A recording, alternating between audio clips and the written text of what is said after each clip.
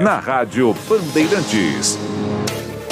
São 10 horas e 41 minutos desta sexta-feira, dia 24 de junho de 2022, e nós estamos indo aqui para o segundo tempo do nosso programa. E quem está conosco neste momento é o ex-deputado Arthur Duval e a Amanda Vettorazzo, que é candidata a deputada estadual. E eu anunciei que o Arthur Duval estaria aqui conosco, né, hoje. E aí o André de Barão Geraldo falou: menina, tira as crianças da sala. O Arthur Duval vai ser entrevistado. Arthur, bom dia, bem-vindo. Amanda, bem-vinda ao programa. Bom dia, muito obrigado pelo convite. E agradecer, inclusive, o profissionalismo da sua parte da rádio, né? Inclusive nos comentários sobre esse caso e por convidar a gente e dar o espaço para a gente conversar. Bom dia, Amanda. Bom dia, obrigada pela oportunidade. Uma grande honra estar aqui em Campinas novamente. Estive semana passada também. Também agradeço a nota, que nós fizemos uma campanha de doação de sangue. Então agradeço também a divulgação da semana passada. Tá certo. Bom, Arthur, nós vamos começar com você. Amanda, eu sei que você está aqui, mas a gente vai começar com o Arthur. Bom, você acabou... eu não sei se você entrou de gaiato ou se você é machista mesmo, sexista mesmo, porque todo mundo, se ele falou aquilo é porque ele é machista e só demonstrou aquilo que ele fala no privado, que ele não falaria em público. E você acabou sendo muito prejudicado, porque você perdeu um mandato de deputado e, com isso, você fica inelegível, pelo menos aí por 8 anos, né? Afinal de contas, você é machista e aquela frase que você falou naquele áudio, como que foi? Como que aconteceu tudo isso? Eu estou te dando a oportunidade de você contar para os nossos ouvintes. Eu vou separar em dois, né? Eu vou falar primeiro do tema que cabe a mim e depois da parte do institucional, da perda de mandato. Bom, o que cabe a mim dizer é o seguinte, né? É que qual foi a impressão que todo mundo teve? O Arthur foi para a Ucrânia e, de repente, ele mandou um áudio onde ele diz aquelas atrocidades, de que as mulheres são fáceis porque são pobres, então parece que ele está numa fila de refugiadas procurando mulheres vulneráveis para se aproveitar. E não foi nada disso. Né? Acontece que até explicar que focinho de porco não é tomada é difícil demais. Mas o que aconteceu? Quando eu fui para lá, eu fui para a Eslováquia e eu fiquei 5 dias na Eslováquia. No meu áudio, é que ele tá todo cortado, todo fora de contexto. Eu falo de recepção de hotel, eu falo que eu fui num bar e conversei com pessoas ali. Isso tudo é Eslováquia. Eu não fui num bar na Ucrânia, eu não fui num hotel na Ucrânia. Eu fiquei na Eslováquia. O que aconteceu na Ucrânia foi que eu fiquei 23 horas dentro da Ucrânia, né? Nós nem passamos mais de um dia. Fizemos a nossa ação ali, né? Enfim, foi tudo de improviso. Quem tiver a oportunidade de ver o vídeo no meu canal, tem todos os meus vídeos com todos os locais, com todas as datas, todos os horários. E na saída da Ucrânia, num dos grupos, né? Porque aí volta o sinal, aí fica todo mundo, e aí, você tá bem? Tá, aí aquela euforia, nossa, deu tudo certo, não sei o quê. Num dos grupos, que só tem homem falando besteira. E aí, as mulheres são bonitas? Aí eu mandei um áudio, né, escroto, num grupo privado, cheio de hipérboles e forças de linguagem. Tanto que tá tudo misturado. Os áudios que vazaram, eles estão completamente misturados. Eu falo do Renan. O Renan nunca tinha ido para o leste europeu. Ele nunca tinha ido. A história dele foi... Ele foi para a Suécia, conheceu uma mulher lá, voltou com ela para cá, ficou 3 anos namorando com ela. Depois terminaram, mas ele teve uma história com essa pessoa. Não tem nada a ver com essa história de você vai procurar guerra para fazer turismo sexual. Que aí as pessoas começam a fazer... Né, como posso dizer, a extrapolação do que seria isso. Então, mas tudo bem, essa é a primeira parte. A segunda parte, que é a parte da perda de mandato, eu acho que fica mais do que claro, isso é objetivo, de que não foi pelo que eu falei, foi por quem eu sou. Né? Eu quero lembrar que eu brigo com o PT, eu brigo com o Bolsonaro, eu brigo com o governo de São Paulo, eu fui o responsável por reduzir o salário dos deputados na pandemia, eu fui o responsável por cortar R$4.000 de penduricalho para eles alugarem carros. Eu fui responsável por cortar o auxílio peru. Eu fui responsável por cortar o contrato de publicidade da Lesp de R$30 milhões. Então, isso incomodou muitas pessoas lá. E fica muito nítido e óbvio isso quando a gente compara com o caso de um assédio real de um outro deputado que, na mesma legislatura, no exercício do seu mandato dentro da Casa Legislativa, ele literalmente, não é modo de falar, ele literalmente apalpou os seios de outra deputada. Ele não foi cassado. E eu mandei um áudio privado, num grupo privado, fora das minhas atividades legislativas, eu estava licenciado fora do país, E eu fui cassado por isso na cassação mais rápida e atropelada da história. Sem direito de defesa, sem direito de apresentar, inclusive, testemunhas. Então, assim, fica nítido, né, de que eu fui cassado por quem eu sou, não pelo que eu falei. Agora, fazer uma pergunta? Arthur, quando eu participo, sei lá, de quantos grupos de WhatsApp, estou até perdido já. Mas quando eu me manifesto nesses grupos de WhatsApp, sou eu mesmo. É a minha opinião que vale aí. Então, eu queria perguntar para você duas coisas. Primeiro, se as pessoas reconheceram o Arthur Duval como a opinião dele naquele instante, e como que as mulheres que gravitam ao seu redor, mãe, irmã, se você tiver tias, como é que elas reagiram a isso? Ele perdeu a namorada, né? O que aconteceu? Não, fica à vontade. Eu tô aqui para falar de tudo. Mas bonitão assim, ele já arruma outra logo. Não, mas olha só o que aconteceu. Eu acho que essa pergunta é muito pertinente. Porque quando eu soltei os áudios, né? Quando eu soltei, não. Eu mandei aqueles áudios, os áudios se tornaram públicos. Eu demorei quase 24 horas para poder me manifestar. Porque como eu peguei avião, eu fiquei no avião horas e horas e horas. Aí chega aqui, tinha imprensa. Então eu demorei muito para conseguir me expressar e falar com as pessoas e ligar para as pessoas. Então, família, amigos, 100%. Imagina, todo mundo fala, Arthur, a gente te conhece, cara. Imagina, a gente conhece, a gente sabe que você zoa pra caramba. E ali, quando você ouve os áudios com frieza, né? Se esses áudios tivessem vazado hoje e não comigo lá, as pessoas iam entender isso com frieza. Tá claro que é uma zoeira. É uma zoeira escrota, mas é uma brincadeira. Eu falo ali, quando essa guerra acabar, eu volto pra cá. Gente, alguém acha que eu realmente estou esperando a guerra acabar para voltar pra lá? É claro que não, né? Enfim, as pessoas ao meu redor imediatamente falam, imagina, Arthur, estamos com você. A minha namorada, ela ficou, assim, exposta do dia pra noite, né, com imprensa, tudo mundo terminou comigo, né? E logo em seguida a gente conversou e a gente voltou. Então, o meu problema pessoal, que foi o que me abalou mais, né? Não, isso aí abala. Você, poxa, né, do dia pra noite você perde uma pessoa. Conversei com ela, pedi desculpas, inclusive, é claro, você, assim, não só pelo que eu falei e tudo, mas pela exposição que eu te trouxe, que você não escolheu isso pra sua vida.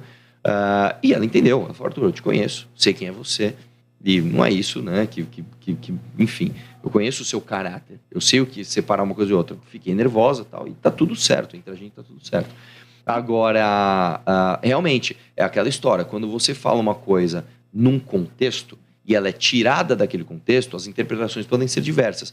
Eu acho, e aí, isso eu peço desculpas, assim, do fundo do meu coração, primeiro, a todas as pessoas que se ofenderam verdadeiramente com isso, não as pessoas hipócritas, né? Se tem gente apoiando o Lula e Bolsonaro e vem me criticar, não é pelo áudio, né? Você que apoia o Lula, você apoia um cara que falou, eu não vou nem repetir aqui, coisas muito mais grosseiras sobre mulheres, né? Inclusive, eu soltei um vídeo hoje do Lula falando, por exemplo, que homossexualismo não existe na classe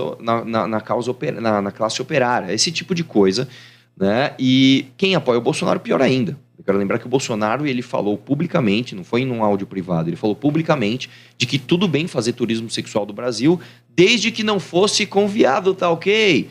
Então, essas pessoas que apoiam esses dois e vêm falar que se ofenderam com meus áudios, claramente estão sendo hipócritas, estão usando isso para me atacar politicamente. Agora, as pessoas que verdadeiramente se ofenderam, eu peço desculpas, e peço desculpas principalmente para as pessoas que acreditaram na missão que a gente acredita, porque muito mais importante do que a minha vida ou do que o Arthur Duval é a missão que eu represento, né? Que é lutar contra esses dois, contra o Lula e contra o Bolsonaro, e eu não poderia ter cometido esse erro, né? Pela missão, independente da minha vida, independente das consequências pessoais para mim, mais importante do que isso foi a missão que eu frustrei, e isso realmente é algo que eu vou ter que trabalhar muito para recuperar, porque eu não vou me dar o direito de deixar de lutar ou deixar de compensar esse meu erro no futuro. Pois é, o MBL, ele nasceu aí, né, naquela questão dos protestos contra a Dilma, com jovens como vocês, trazendo uma nova política de direita ou de centro-direita, vamos assim dizer, criticando muito a esquerda, e vocês fizeram vários deputados, como tanto estaduais como na Câmara Federal. E os expoentes aqui em São Paulo era você e o Kim Kataguiri. O Kim também acabou se colocando, numa das entrevistas, ele foi, na minha opinião, acho que ele foi mal interpretado na história do nazismo, e isso impactou diretamente o MBL. Houve, na minha opinião, um desgaste muito grande em relação a vocês, até pelo apoio do Bolsonaro. Depois vocês se desvincularam logo quando o Bolsonaro começou, vocês entenderam que o MBL não deveria mais continuar com o Bolsonaro, mas já veio caindo a importância do MBL, esse desgaste político, e hoje eu acho que vocês estão tentando recuperar. A minha pergunta é, você foi alvo de um áudio que acabou ganhando aí o mundo, né? O Brasil, pelo menos aqui é o Brasil, e você perdeu um mandato. Você acabou sendo, tanto você quanto o Kim foram alvos de um instrumento que vocês usam muito, que é a comunicação, né? Você acha que você provou do próprio veneno por conta daquilo que você sempre usou, meio de comunicação que você usou e mais? E quando você fala, eu vou tentar recuperar, você acha que vocês conseguem recuperar a credibilidade que o MBL tinha antes dessas situações? Sim, na verdade a sua pergunta é muito ampla. Eu vou começar pelo começo e terminar com esse final que é muito bom. Vamos lá, o MBL nunca esteve com o Bolsonaro, nós apoiamos o Bolsonaro somente no segundo turno. Nesse caso que eu estou dizendo. Lula e era PT e Bolsonaro, a gente apoiou o Bolsonaro somente no segundo turno, né? Inclusive muito bolsominion fala, vocês só se elegeram por conta do Bolsonaro. Veremos agora, né? A eleição é esse ano, a gente vai ver. Mas enfim, estivemos com o Bolsonaro somente no segundo turno, e a partir do momento que ele começou a fazer coisas que não eram aquilo que ele tinha prometido, a gente imediatamente bateu de frente, e não foi fácil. A gente começou a bater de frente com o Bolsonaro em maio de 2019, quando ninguém do que se chama de direita batia de frente com ele. E nós sangramos muito. Só para você ter uma ideia, o MBL chegou a perder, em uma semana, 400 mil inscritos, num canal de 1,5 milhão de pessoas. Então, é como se você perdesse um braço. E nós tivemos uma escolha para fazer. Olha, nós podemos ceder a essa pressão, pedir desculpas e ficar sob a asa de um dragão, ou a gente pode bater de frente com aquilo que a gente acha que é errado, e nós vamos bater de frente. E hoje o movimento está absolutamente maior do que ele era antes. Tanto em números de rede, quanto em números de apoiadores. E eu vou dar um exemplo para você. Em 2018, quando eu fiz a minha campanha com o Kim, era eu e o Kim rodando o estado no meu up. Eu tinha um up, a gente rodava e a gente fazia palestra para 30, 35, 40 pessoas. Quando a gente ia em universidades, eram muito maiores os números, né? Mas quando a gente fazia um evento nosso, olha, vá ver o Kim e o Arthur em Taubaté. Chegava lá, você tinha 30, 40 pessoas, né? O último evento que a gente fez com a Amanda, que divulgou 2 dias antes, 3 dias, sei lá, foi uma coisa super superficial, deu 100 e não sei quantas pessoas. Então, o que a gente vê em todos os números do MBL, em todos, absolutamente todos, inclusive de apoio financeiro das pessoas, né? Que o nosso financiamento ele vem disso. Pessoas que pagam um boletim de 20, 30 reais, membros da Academia MBL, é um crescimento exponencial, né? As pessoas entenderam que realmente tudo aquilo que a gente vem falando desde sempre tem que fazer reforma da Previdência. Em 2016, quando ninguém queria fazer, tem que fazer PEC do teto, tem que fazer reforma trabalhista, tem que bater de frente com o Bolsonaro. Entenderam a gente como vanguarda, né? E isso é muito bom. Agora, a segunda parte que você perguntou é se nós nos utilizamos desse instrumento de comunicação, né? E a gente provou do próprio veneno. Eu acredito que, em parte, sim, e eu acho que isso é positivo, na verdade. Eu acho que é muito melhor a gente ter uma cultura de comunicação acirrada e que não deixa nada passar do que o que a minha geração, ou a geração anterior à minha, fez, que foi basicamente não falar de política. Eu quero lembrar para você que nos anos 90, eu sou uma criança, eu cresci nos anos 90, eu fui uma criança dos anos 90. A crítica política que você tinha era o Cacete e Planeta, uma vez por semana, falando que o Fernando Henrique viajava demais. Né? Se você entrasse numa faculdade, no primeiro ano de uma faculdade boa, se entrasse numa USP, na Poli, na USP, se perguntasse para um aluno de engenharia, falasse, o que é STF? O cara não ia nem saber o que era. Eu tô falando isso por mim. Eu fiz engenharia química, eu não tinha a menor ideia qual era a diferença de um deputado federal com um deputado estadual. Hoje, você entra em salas de 9º ano, onde você tem ali crianças de 14 anos, os caras vão comprar um vereador por causa do buraco da rua, o deputado estadual por causa de uma lei estadual, o deputado federal por causa de uma lei federal. Eles entendem a diferença de uma coisa para outra. Eles falam dos ministros do STF. Então, por mais que haja, sim, tenha havido vamos chamar de exagero nas ferramentas que o MBL usou, isso foi muito necessário para a gente chegar até aqui, e o efeito colateral que isso causou, né, de uma polarização e de um acirramento na discussão, ele é um efeito colateral muito aceitável e muito pequeno se você pensar na transformação. Eu vou dizer para você que a gente está há pelo menos 40 anos pagando impostos todos os dias para que os partidos usem fundo partidário para fazer as suas fundações, que na teoria serviriam para educar os jovens politicamente. Nenhum partido da história do Brasil, eu desafio qualquer um aqui dizer, com rios de dinheiro público, fez sequer 10% do que nós fizemos sem 1 centavo de dinheiro público. Nós pusemos, só para você ter uma ideia, esse ano na Academia MBL tem mais de 2 mil jovens. Pois é, então, mas eu acho assim, por exemplo, nós saímos ontem a pesquisa Datafolha, dizendo que o Lula, ele está bem, análise, né, da pesquisa, sim, entre os jovens. Então, assim, quando você olha para os eleitores do Lula, você tem o pobre e muitos jovens. Nós tivemos, recentemente, uma guerra cultural das duas candidaturas. De um lado, os artistas Anitta e outros artistas lá no Lollapalooza, pegando a bandeira do PT, falando do Lula, e depois nós tivemos os sertanejos apoiando o sim, Bolsonaro. E quando você fala desse jovem politizado, eu não consigo ver esse jovem, eu consigo ver um jovem que ele pode ser de esquerda, aí sim, você tem um jovem mais politizado, mas esse jovem de direita, eu não vejo ele tão politizado. E agora eu vou aproveitar a Amanda, porque ela é novinha, para ver assim, como conversar com esse jovem, para trazer esse jovem para o projeto que vocês defendem, que é um projeto liberal, um Estado pequeno, porque eu tenho a impressão que o jovem, ele se identifica muito com a pauta de esquerda. Deixa a Amanda, depois você vai. Obrigada pelo novinha, não sou tão novinha não, viu? Eu sou dona da Constituição, tenho praticamente a idade do Arthur. Ah, é? Acho que o Arthur tá mais acabado, então. Tá vendo? Essa vida política foi a viagem lá para a Ucrânia. Acho que ele ganhou alguns aninhos nos acabado foi meses. duro, hein? Você viu, né? Mas vamos lá. Talvez essa esquerda, ela é um pouco mais barulhenta. Uhum. Por quê? Tem movimentos sociais, né? Eu estive em Jacareí e eles atiraram fogo do MTST e são muito jovens também. E uma outra coisa que eu costumo falar bastante é que a direita liberal, ela peca um pouco nas pautas. Porque a gente fala muito de economia. Porque realmente é o que a gente tem que prezar, né? O orçamento público, para que a gente consiga otimizar isso. Mas a gente deixa de lado, às vezes, algumas pautas que elas não são da esquerda, mas que a esquerda consegue ali angariar melhor. Todo mundo fala, por que tem pouca mulher na política? Acho que tem pouca mulher na direita. Uhum. Na esquerda tem bastante. Porque a esquerda trata de meio ambiente, a esquerda trata de mulheres, a esquerda trata da causa animal. E na verdade, isso não é uma pauta, não são pautas da esquerda, são pautas da direita também. Mas eu acho que às vezes aí até uma meia-culpa da direita liberal, não conseguir expor isso e não conseguir, às vezes, furar a bolha disso tudo. Mas como a gente traz os jovens? Bom, o Arthur e o Kim, eles são duas pessoas que, todos os eventos, as pessoas...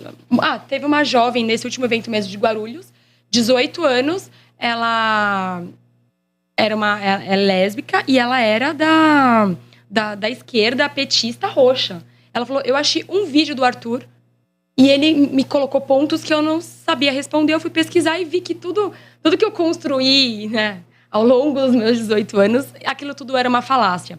Então, o exemplo arrasta e as propostas com exemplo, exatamente igual o Arthur colocou. Fundo partidário, fundo eleitoral, é ruim, a gente não vai usar o fundão. Só que não adianta eu usar agora e lá na frente falar, não quero fundão. Tem que ser agora. Então, eles constroem isso com a gente. Vai até sair, enfim, você pegar a maior arrecadação da vaquinha de crowdfunding do Brasil inteiro, os 4 primeiros são do MBL. Não só em número, não só em valor. Só aproveita, e o que você faz para conquistar um eleitor velho como eu? Um eleitor velho. Exemplo também, né? Eu acho que o exemplo arrasta. Essa questão do fundo é muito importante. Porque tem muita gente que fala assim, não, realmente, a gente tem que ter lisura com o dinheiro público. Aí você fala, você tá usando fundo? Não, eu tô pra chegar lá, mas quando chegar lá eu vou lutar contra. Não, você tem que mostrar agora, você tem que mostrar cortando na carne, você tem que mostrar que sim, é possível. O Arthur e o Kim fizeram uma campanha em 2018 sem 1 centavo de fundão. Tiveram quase 500 mil de votos. Então, quando a gente consegue mostrar com exemplos, isso faz sentido. Uma outra coisa também é da gente colocar os jovens para cobrar o poder, principalmente o municipal. Né? A gente tem núcleo do MBL, o núcleo municipal é algo que a política fica uma coisa muito mais palatável, muito mais tangível. Porque a política, a galera acha, não, é Brasília, é deputado, sim, lá de Brasília. Mas a política municipal é muito importante. E a população, quando ela cobra, e isso é um resultado rápido, Você vai, cobra um vereador, ele resolve um problema, os jovens falam, nossa, eu estou inteirado na política. Mas eu acho que a participação da mulher na política, ela fica restrita por várias questões. Eu acho que tem a questão histórica do machismo estrutural, não tem jeito. Tem uma questão também que a mulher, ela apoia muito mais o homem do que o homem apoia ela para poder ser candidata e abrir mão, por exemplo. Uma mulher que é mãe e trabalha fora, ela não vai deixar o filho para poder fazer campanha. Ela teria que ter um marido ou um namorado que apoiasse ela, a família. O homem tem isso com facilidade, a mulher não tem. Então, e os próprios partidos, quando você é de partido, você sabe muito bem que os caciques hoje, nós estamos, os filiados estão nas mãos de alguns políticos que definem onde que eles vão investir o dinheiro, com o fundão, quem vai ser o candidato, em quem eles vão investir. E esses partidos, eles não investem em mulheres. Não investem. Então, essa questão. Aí o TSE vem e diz assim, tem que ter lá 30% de mulheres, tarará, tarará. Mas isso fica... Não adianta, gente. Fica tudo no papel, porque não muda. Então, quando eu falei desse jovem, o jovem, ele se identifica com a esquerda por conta das pautas mesmo, mas também não é a maioria. Eu ainda acho que existe uma grande parte dos jovens que é alienada politicamente. Sim. Na verdade é o seguinte, a gente tem um país, infelizmente, nós temos um nível de educação tão baixo que as pessoas saem da escola e não conseguem nem interpretar texto, né? Isso se reflete não só nos jovens, mas nas outras gerações também, e não importa se é homem ou mulher. Agora, que a maior parte das pessoas no Brasil, de uma forma geral, é alienada politicamente, está claro, né? Haja vista que nós temos, por exemplo, Renan Calheiros se reelegendo, né? É o que eu estava conversando ontem. Não adianta você fazer uma lei que proíbe o ficha suja de se eleger se as pessoas querem votar nele. O problema não está nele, o problema está nas pessoas que... E o que a gente tenta fazer, né? O nosso papel, e esse é o papel número 1, eu acredito, de uma liderança política. É por isso que eu mesmo tendo sido deputado estadual, eu nunca me abstive do debate nacional. Você, como uma liderança política, muito mais do que o seu papel institucional de ir lá apertar um botão e dar um voto, é o teu papel de comunicação. Esse é o número 1. Não existe nada mais importante para a política do que a transformação de baixo para cima. É isso que a gente vem tentando fazer. Pode falar. A própria publicidade da Lesp, né? A Lesp é uma casa que custa mais 6 milhões por dia. Ninguém sabe onde fica a Lesp, ninguém sabe o que faz, que foi exatamente o que o Arthur fez. Sabe qual é o problema? O problema é assim, a própria imprensa, ela tem um pouco de culpa nisso. A gente cobre muito Câmara de Vereador e Brasília. Mas é culpa da Constituição. E a gente não cobre a Lesp. Porque a Lesp é residual. É residual da própria Constituição. É uma página ali, metade de uma página da Constituição. Eu posso falar uma coisa assim, com uma linguagem... Vamos ser sinceros aqui. Você quer ser um vagabundo, teu emprego ideal é ser um deputado estadual. Sabe por quê? Ninguém vai te cobrar, você não precisa arrumar briga nenhuma se você não quiser, ninguém nem vai lembrar de você. E você ainda tem um troquinho para dar para os municípios. Exatamente, por isso que a gente incomoda tanto. Nunca, na história da Assembleia, aquela casa foi tão falada do que na legislatura que eu estava. Olha, eu preciso ir para o intervalo para encerrar a entrevista, mas eu tenho algumas questões aqui dos nossos ouvintes. A Dalva está perguntando para você, Arthur, se você descobriu quem foi o amigo da onça. Essa é a pergunta. Posso falar uma coisa para você, Dalva? Olha, até te agradeço pela pergunta, pela preocupação, mas como o erro foi meu de ter mandado, eu não fui atrás disso porque eu não quero ficar apontando o dedo. O erro foi meu, não foi do amigo que vazou. Ele também errou também, mas o erro fundamental foi meu. Então, eu nem quero apontar o dedo e enfim, são coisas da vida. Quando você está um alvo gigante nas tuas costas, você não pode cometer o erro que eu cometi, né? Então, o erro foi meu. Bom, tem o Edivaldo aqui que ele está dizendo assim, vocês se apadrinharam na onda bolsonarista. Hoje ele está dizendo que vocês foram eleitos por conta do Bolsonaro. Você já meteu o pau no STF, vocês foram eleitos e agora estão correndo risco nas eleições deste ano de, inclusive, não serem reeleitos, no caso, talvez, do Kim, né? Tem até fotos na casa do condomínio com você, o Kim, a turma do MBL e o Novo. E vocês tentaram apoiar o Dória, o Amoedo e o Moro. E todos caíram. E colocaram Aras na PGR contra os bolsonaristas. E que trabalho que é esse, que é imparcial? Qual é o nome dele? Edivaldo. Edivaldo, em primeiro lugar é o seguinte, nosso trabalho não é imparcial, tá? Muito pelo contrário. Uma coisa que não é imparcial. O meu trabalho tem lado. Esse é o primeiro ponto. Segundo ponto, a minha casa no condomínio, a minha foto na casa do condomínio do Bolsonaro já estava eleito, cara. Isso aí eu fui lá a pedido do Bolsonaro, para apoiar ele. E o terceiro ponto, que eu acho que é o mais importante, é muito simples de ver como você está completamente fora da realidade. A eleição é dia 2 de outubro. Nós não estamos falando de uma coisa que, daqui 10 anos você vai... Não, é agora, cara, é agora. Dia 2 de outubro é a eleição. No dia 3 de outubro, eu faço que guardem esse recorte, inclusive. Você está assistindo aí, guarda esse recorte. Dia 3 de outubro a gente vai saber não só se o Kim se reelegeu, mas a gente colocou mais um, e se essa mulher que está aqui do meu lado não vai entrar lá na Lesp também, com mais um, pelo menos. Nós vamos bater esse desafio. Eu duvido que isso não vai acontecer sem apoio de Bolsonaro, sem apoio de Moro, sem apoio de Lula, sem apoio de ninguém. Por nós mesmos e recém-saídos de uma bomba atômica que eu joguei no meu movimento. Só para completar, a gente nunca apoiou Dória. Enfim, eu não sei também de onde ele tirou. Não, na verdade, assim, em 2016 eu pessoalmente apoiei, mas para a prefeitura lá atrás. Não tem nada a ver com Dória presidente. Isso aí é lá atrás. Tem nada a ver. Olha só, o Wagner está dizendo assim, com todo respeito ao entrevistado, até mesmo em razão do fato no qual ele estava envolvido, mas chamar pessoas de bolsomínios ou qualquer outro termo pejorativo não me parece ser o melhor caminho para quem diz que está tentando se reerguer. Não será ofendendo ou rotulando pessoas de forma pejorativa que se chega a algum lugar. Reconheceu o seu erro, ótimo. Aprendeu com ele, melhor ainda. Mas deixa a dica, siga o seu próprio caminho sem querer pisar em alguém, quem quer que seja. Obrigado pela sua dica politicamente correta, cara. Mas em primeiro lugar, eu não estou tentando me reerguer, né? Nós estamos em pé e nós estamos muito fortes. Haja vista que hoje vai ter um evento em Piracicaba, você pode ir lá conferir o tamanho. Amanhã nós vamos ter um evento aqui em Campinas e eu te garanto que vai ser o maior de todos. Mas, enfim, eu não estou nessa missão para me reerguer ou para o meu carreirismo. Agora, com todo o meu respeito, tá? Ao eleitor do Bolsonaro, vamos chamar assim. Eu nem vou julgar o cara que lá no escurinho da urna, ele vai ver o PT de um lado, ele vai até votar no Bolsonaro do outro. Eu nem vou julgar esse cara, porque muita gente eu sei que vai meio que tampar o nariz para votar no Bolsonaro. Agora, o cara que ainda apoia o Bolsonaro, depois ele te tratar igual um otário, tá?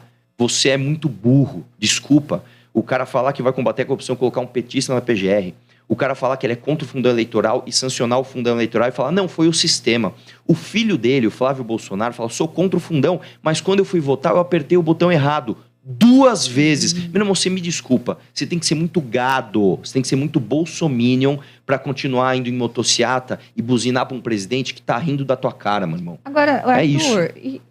E o MBL, vocês vão apoiar quem? Aí é que tá. Nós temos 2 opções, Lula e Bolsonaro. Eu não vou escolher entre morrer queimado e morrer afogado.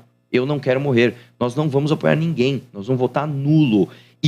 E aí, você vai falar assim, exatamente, nós não precisamos apoiar alguém majoritário para a gente existir. Muito pelo contrário. Esse ano a nossa missão é uma missão de resistência. Mas vocês acham que o fato de ter essa... Eu preciso ir para o intervalo e terminar a entrevista, mas a última pergunta. A polarização também não é culpa um pouco de vocês também? Não, eu prefiro... Ou vocês não foram efetivos em criar uma liderança que pudesse fazer frente aos dois? A terceira via naufragou, gente. Mas nós não temos. Nós somos o protagonismo. A terceira via a gente lutou muito. Todo mundo errou. Não, é que são 3. São a parte da terceira via, o MBL foi o que bateu o ano passado inteiro. A gente tentou construir de todas as formas.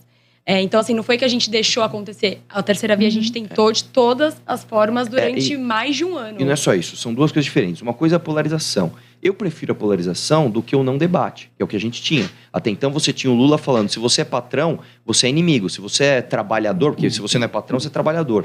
Né? Se você é trabalhador, você não vota no patrão. E ninguém debatia isso. O Aécio Neves, que era para ser a oposição, falava, não, eu sou contra o impeachment. Não, para a direita eu não vou. Isso não é debate. Eu prefiro a polarização do que isso. Agora, o outro ponto é, nós realmente não temos um representante da terceira via. Nós vamos fazer uma bancada de resistência e não a boa notícia, mas a notícia menos pior, vamos chamar assim, é que nunca, da história da redemocratização até agora, até essa eleição, nós nunca vamos ter uma eleição onde se olha tanto para o Congresso, que é o que realmente importa. Então, eu espero que, com um número expressivo de abstenções, o próximo presidente, ele entre tão frágil que ele saiba que ele não vai poder revogar a reforma trabalhista, fazer tudo o que ele quer, sem a resistência da sociedade por meio do Congresso. Essa é a nossa missão. Não espere da gente populismo e nem apoio a Lula ou ao Bolsonaro, que são 2 corruptos e mereciam os 2 estarem presos. Bom, gente, com isso eu vou encerrar agradecendo vocês pela entrevista. Muito obrigada por vir aqui na Bandeirantes. Sucesso para você aí. Obrigada. Posso só dar um recadinho? 1 segundinho? Hoje estaremos em Piracicaba, no Beer for You. Então, quem tiver mais perguntas, vamos estar lá para questionar tudo. E amanhã, aqui em Campinas, no Hotel Premium, tem poucas vagas, mas dá para entrar lá. Evento gratuito, vai estar toda a galera do MBL também. Então, por favor, fica o convite. Obrigada pela recepção aqui na rádio. conheçam o trabalho da Amanda Vettorazzo. Conheçam o trabalho da Amanda Vettorazzo, 2 T's e 2 E's. Muitíssimo obrigada. Obrigada, gente. Bom, e nós vamos para o intervalo e você